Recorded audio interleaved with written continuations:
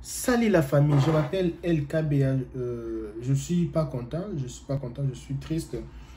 Je suis triste quand les gens meurent comme ça fait pas du bien. Nous sommes en 2022. De voir les situations pareilles, ce n'est pas gentil. Ce n'est pas gentil. C'est comme si on vit... attends un peu. Ouais, c'est comme si on vit au village. C'est comme si on vivait au village. Attends un peu la technique ici, je vois un peu les sons. Ouais, c'est bon les sons. C'est comme si on vivait au village. C'est comme si... Donc, je ne comprends pas le monde. Au fait, je vais parler d'un Congolais qui est mort au Brésil. Donc, les garçons ont quitté l'Afrique pour aller au Brésil. Mais attendez un peu. Je vais un peu appeler quelqu'un au Brésil. Je vais un peu appeler quelqu'un au Brésil là-bas pour parler avec elle. Donc, elle va nous dire un peu c'est quoi les problèmes. Qu'est-ce qui s'est passé? Allô? Salut, bonsoir. Bonsoir. C'est moi LKBA, je t'appelle à partir des États-Unis ici à Austin. On veut un peu savoir la situation qui se passe au Brésil. Le Congolais qui est mort, Moïse Kabangangue. Je ne sais pas si j'ai bien prononcé le mot. Et le garçon qui a quitté le Brésil, ça fait déjà 10 ans qu'il vit au Brésil avec ses 3 frères qui est mort au Brésil. On veut un peu savoir comment vous êtes organisé pour le marche. Comment ça se passe là-bas au Brésil? Bonsoir à tous. Moi, c'est Prudence Kalamba Libonza. Je suis de la République démocratique du Congo. Il y a 14 ans que je suis au Brésil, précisément à São Paulo. En fait, Moïse, sincèrement, je n'ai pas connu. Mais comme c'est un cas qui a touché tout le monde, et on devrait se mettre debout, non seulement pour un Congolais, mais pour un Africain. En fait, selon l'histoire, Moïse travaillait dans l'endroit, seulement qu'il est allé réclamer son droit, que son salaire n'a pas été payé. Donc, malheureusement, c'est arrivé comme ça. En fait, je ne peux pas trop parler. Donc, si je comprends bien... détails, parce que... Donc, le 24, Moïse est mort. Mais 2 jours avant, Moïse est venu travailler. Il a travaillé. Normal, tout ça. Les gars s'est bâti. Travaillé, vraiment travaillé âme et conscience. Le 23 aussi, le garçon est venu, il a travaillé. Et puis, le 24, c'est le 24 que le garçon n'a pas eu son argent. On dit que c'était 200 réals, qui est plus ou moins 30 ou 40 dollars comme ça. Et puis, qu'est-ce qui s'est passé vraiment exactement là-bas? Le monsieur est venu, il a demandé l'argent. En fait, pour être sincère, je ne peux pas parler autant de choses parce que c'est un cas où il y a l'avocat de la famille qui a interdit de dire autant de choses. Et je ne peux pas passer aux gens l'information ou dont je ne maîtrise pas assez. Mais c'est que nous, les activistes du Brésil, précisément à São Paulo, ce qu'on a fait, on s'est mis d'accord pour qu'on puisse faire cet acte, comment dire, proteste. Parce que premièrement, ce qui nous a touché, c'est l'acte. Les faits dont les 3 garçons ont pu maltraiter notre jeune frère. Et trop jeune, il avait 24 ans. Nous-mêmes, on sait même quand, parfois, je sais que quand nous étions en Afrique, parfois quand on faisait les jeux avec les amis, même quand on fait les jeux, tu tapes un peu ton frère, tu vois que ton frère est tombé, tu arrêtes. On arrête. Quand quelqu'un déjà se sent mal, on arrête. Mais eux, ils ont battu la personne et la personne se sentait déjà fatiguée, abattue. Mais ils continuaient toujours à taper la personne jusqu'à ce que la personne meure. Et puis, nous ne sommes pas du coup contents avec ça. Et ce n'est pas seulement Moses qui est mort. Oui. Oui, ce n'est pas seulement Moses. Je disais, ce n'est pas seulement la première fois qu'un Congolais est mort au Brésil. Je sais qu'il y avait d'autres Congolais aussi auparavant qui étaient morts dans les mêmes circonstances. Et pas seulement les Congolais, les Africains aussi, les Noirs comme nous, les Africains. Plusieurs fois, on a vu plusieurs fois même les Noirs être battus, les Sénégalais d'autres pays. Et pas seulement les Africains, même il y a aussi des Noirs brésiliens aussi qui souffrent un peu, si on peut dire, cette discrimination. Qu'est-ce que vous pensez que vous devez faire ou vous n'avez pas encore fait pour que cette situation puisse un peu se calmer un peu? Bon, pour penser, en fait, malheureusement, on n'a pas ce pouvoir de pouvoir contrôler l'être humain. Parce que dans la vie, sur cette terre, il y a deux chemins. Il y a deux esprits, il y a le Dieu et le diable. Donc, celui qui a en lui l'esprit diabolique aura ce don de le faire du mal à son prochain. Donc, difficilement, comme étant humain, qu'on puisse maîtriser l'acte. Bon, en fait, c'est comment? Qu'est-ce qu'on peut faire? C'est seulement réclamer la façon dont nous sommes en train de lutter, le droit, de dire fin à l'assassinat, le génocide, tout ce qui est de violence. Et voilà, c'est dans cette forme, et de demander la sécurité. Et voilà, comme ça, on doit crier. Et est-ce que, bon, comme vous avez dit que l'avocat déjà de la famille est en sécurité... Les actes, les trucs, les informations du Brésil. Je peux encore finir, en fait. Les Africains, le jeune garçon qui a été assassiné n'est pas seulement un Congolais, c'est en fait nous tous les Africains, on s'est mis debout parce que le sang de Moïse a vraiment crié, a représenté tous les sons qui n'ont pas eu cette chance de pouvoir avoir cette place, de pouvoir lutter pour eux. Donc Moïse a vraiment, son sang a pu remplacer et tous les autres qui sont été assassinés ou portés disparus sans que nous puissions comprendre parce que le Brésil est tellement grand. Et en fait,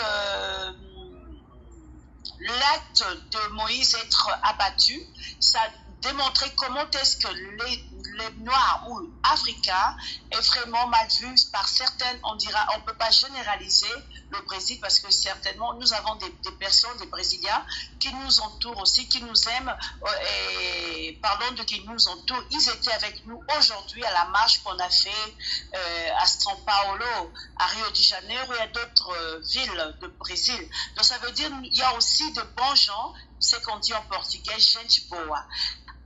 Alors, l'acte qui a été causé sur notre frère a représenté comment est-ce que certains gens nous maltraitent dans des entreprises où on n'a pas droit à s'exprimer ou à réclamer. Donc, si tu réclames, tu parles d'une chose et tu seras démissionné ou tu n'auras pas ton droit. Donc, effectivement, l'acte qui a été causé sur Moïse, ça a vraiment montré comment est-ce qu'il y a des mauvaises personnes qui ont mauvaise foi pour détruire, pour ennuyer la vie des Africains et précisément les Noirs en harcèlement. Voilà. Ok, on a bien suivi. Je suis vraiment d'accord avec ce que tu viens de dire. Ça va vraiment toucher beaucoup les gens qui vont regarder cette vidéo ici d'ici demain, les après-midi. Et vous avez dit, vous avez fait, je vous ai vu aujourd'hui en train de faire le marche. Aujourd'hui, là, c'était à Paulista. Et il y a encore des marches programmées pour demain.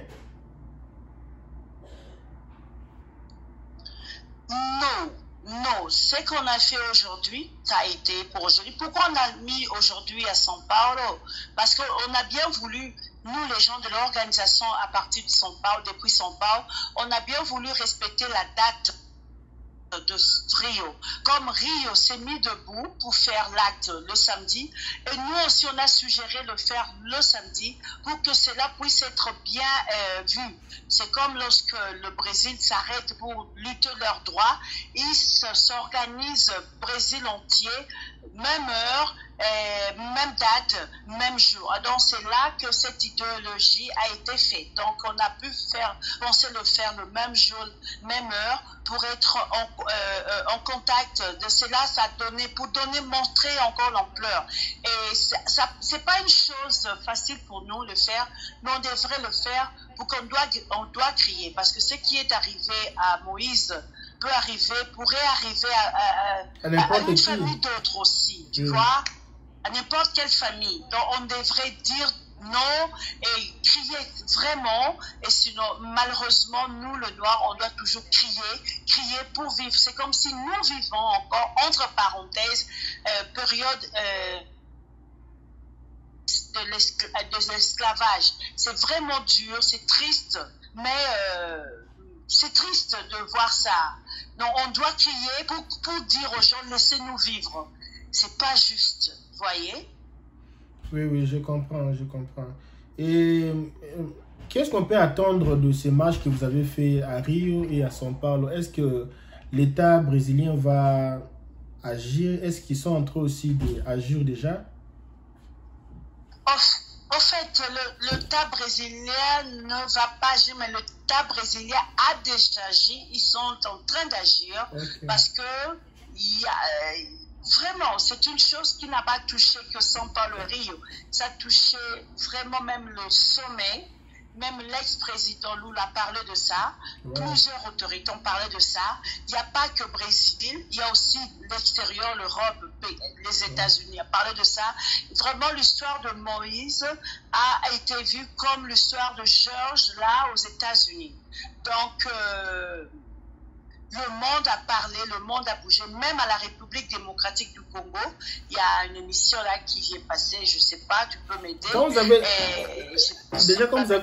Vous avez parlé du Congo, je me suis directement rappelé, il y a aussi l'ambassadeur là-bas à Rio, je pense c'est à Brasilia, oui, Brasilia, l'ambassadeur de la RDC là-bas, Brasilia. Est-ce que monsieur l'ambassadeur a parlé quelque chose? Est-ce que, je ne sais pas, est-ce que vous avez des informations sur l'ambassade de la RDC? Qu'est-ce qu'ils pensent? Ou ils sont aussi en train de regarder comme ça? En fait, c'est comment? Moi, je suis activiste. On a organisé ce qu'on devait organiser. Tu sais, ma lutte est de lutter contre la xénophobie, le préconcept, le racisme structurel. Maintenant, ce que dit l'ambassade du Congo, j'ai pas eu... je n'ai rien comme information et ce que je dirais ce que je connais et dont je suis limitée. Donc jusque-là, je ne sais rien de l'ambassade, mais j'ai appris que l'ambassade est au courant, à parler de choses, mais je ne sais pas quoi. Peut-être après, je peux me renseigner pour savoir plus. Ok. Quel message que vous lancez aux Congolais et tous les Africains et tous les Noirs au monde qui sont en train de suivre cette vidéo ici? Quel est le message que vous lancez? En fait, le message, c'est d'être unis. Parce que lorsque nous, les Africains, nous sommes unis, nous, les Noirs, nous sommes unis, un blanc, malheureusement, on doit parler comme ça, ne pourra pas nous taquer. La triste histoire est que je suis congolaise. Si je pense un jour aller dans un pays étranger, africain, et certains de pays me refusent, par exemple, et lorsque je préfère me réjouir dans un autre pays, peut-être loin de l'Afrique, et on se sent encore attaqué. Mais c'est vraiment triste. Je pense que premièrement, allô? Oui, je vous écoute. Allô? Allô, je vous écoute. Allô? Allô?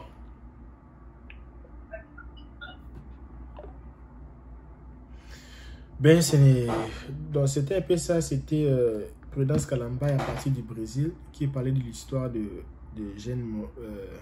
Là-bas on appelle Moses parce que les Brésiliens Moïse et ils disent Moses. Donc Moïse qui était mort, il était un jeune Congolais qui a quitté son pays. S'il a 24 ans, il a quitté son pays. Il y a 10 ans qu'il vit au Brésil, je peux dire. Il a quitté son pays à 14 ans, si je peux dire. Avec ses 3 frères, avec lui 4 personnes de sa famille. Ils sont venus au Brésil. Mais ils ont fui le conflit qu'il y avait là-bas au Congo d'un ethnie avec un autre ethnie. Je pense que demain, quand je vais faire encore une vidéo, je vais donner plus de détails de ce qu'ils ont fui dans leur pays. Ils ont fui les conflits. Hein. Ils ont fui le conflit, ils sont venus au Brésil et ils avaient gagné leur refuge au Brésil. Ils avaient des papiers, de l'asile, si je peux dire. Et puis, Moses n'a pas vraiment eu beaucoup d'opportunités dans la vie. Et à chaque opportunité qu'il lui il prenait, il voulait vraiment faire du tout pour que ça soit un peu du meilleur. Et il travaillait dans un kiosque bar. Là, bar Tijuca, c'est parmi les coins les plus mouvementés là-bas à Rio de Janeiro. Vous savez, Rio de Janeiro, c'est le Brésil. Donc là-bas, il y a que les gens qui ont beaucoup d'argent qui partent là-bas pour s'amuser. Et puis, il avait travaillé le 23, le 24, et puis non, le 22, le 23, et puis le 24 qui réclamait son argent. Et je ne sais pas qu'est-ce que ça s'est passé. Comme Prudence vient de le dire, qu'il y a des avocats qui sont en train de suivre l'affaire. On lui a bâti jusqu'à la mort. On déplore vraiment. Il n'est pas le seul à être bâti, comme on venait de dire. Il y a aussi d'autres Africains, d'autres Congolais, d'autres personnes qui étaient bâties comme ça. Et puis, donc, et souvent, les gens meurent comme ça, personne ne parle. Et puis, donc ça passe comme ça. Et cette fois-ci, les gens ont pris la conscience que non, trop c'est trop, ça doit changer. On doit changer les choses, ça ne doit plus continuer, on doit protester. Et le monde entier a vu, le monde entier, tout le monde a vu que ça s'est passé au Brésil. Donc, ça fait vraiment du mal. Je vais un peu essayer de rappeler Prudence ici, si elle peut terminer ce qu'elle voulait parler. Je pense qu'on va attendre, on va la rappeler. Oui, est-ce que tu peux terminer ce que tu disais pour qu'on puisse terminer l'émission? Oui, j'allais premièrement, mais cela, je suis à du bruit. Ah, non problème. Bon, c'était, tu disais un peu, c'était le... je suis à du bruit. Ok. L'Union. Oui, oui. Même nous, les Africains. Le problème entre nous, premièrement, on doit s'arranger, on doit s'unir. Avant que l'ennemi puisse nous attaquer, nous devons être unis et forts. Voilà. Ok, nous avons bien suivi ton message. On te dit merci. Okay. Merci. Puis on va se voir demain. Je vais t'appeler. On va plus parler demain, peut-être sur vidéo. Pas de souci, je vous remercie. Ok. Et soyez branchés, suivez-moi aussi dans mon canal. Ah, tu peux aussi passer ici. Tu peux aussi passer ici. Il y a aussi des Congolais qui suivent aussi ma chaîne. C'est quoi ta chaîne YouTube? C'est Prudence Kalambay. Moi, Namboka, Prudence Kalambay. Mon Instagram, c'est Prudence Kalambay. Ma page officielle de Facebook, c'est Prudence Kalambay officielle. Donc, tout c'est basé à mon nom, Prudence Kalambay. J'ai aussi vu aussi les vidéos des protestes là-bas sur ta page Facebook. S'il y a aussi les gens qui veulent voir comment les gens manifestaient là-bas au Brésil, tu peux suivre Prudence Kalambay sur Facebook. Non, sur Facebook, je suis Prudica. Et sur ma page, je suis Prudence Kalambay officielle. Mais les vidéos, les lives que j'ai fait, les lives étaient sur Prudica, sur mon Facebook. Donc, je vous invite d'entrer pour connaître un peu mieux. Ok, merci Prudence. On se revoit demain. Je vous en prie et nous sommes là pour lutter et que Dieu nous fasse grâce. Parce que Dieu qui nous a tous créés, nous sommes tous humains. Nous sommes tous enfants de Dieu. Ok, merci beaucoup. Là, c'était Prudence. Je vous remercie. J'ai pris beaucoup de temps. On va encore faire une vidéo demain pour encore parler, pour voir qu'est-ce que ça sera la conclusion pour le cas Moses au Brésil. Et si c'est ta première fois de regarder ma vidéo, s'il te plaît, abonne-toi sur ma chaîne pour voir encore plus de vidéos. Je vous remercie. Ciao, ciao.